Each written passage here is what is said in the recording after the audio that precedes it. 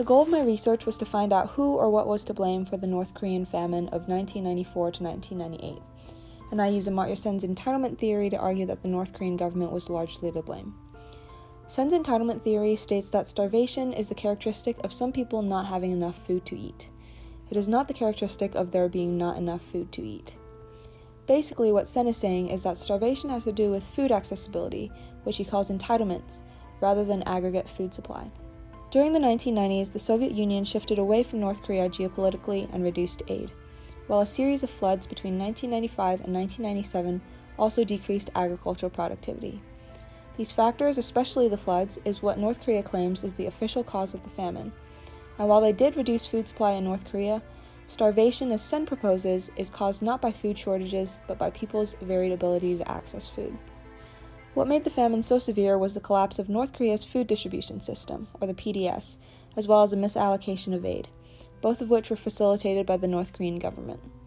The PDS is a welfare system that distributes heavily subsidized basic necessities to the people, like food, clothing, or appliances.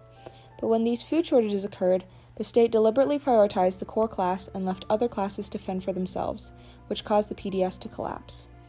The North Korean government, in its military first or Songun policy, also misallocated international food aid towards the military, continuing to invest in military technology despite evidence of famine. This created food accessibility problems that led to the starvation of 600,000 to 1 million people, and suggests that, contrary to surface explanations, the famine was not caused by external but internal circumstances. Ultimately, my conclusion is that in a closed socialist economy like North Korea's, entitlement failures are state failures, because people have less avenues to turn to for food when it is all produced and distributed by the state.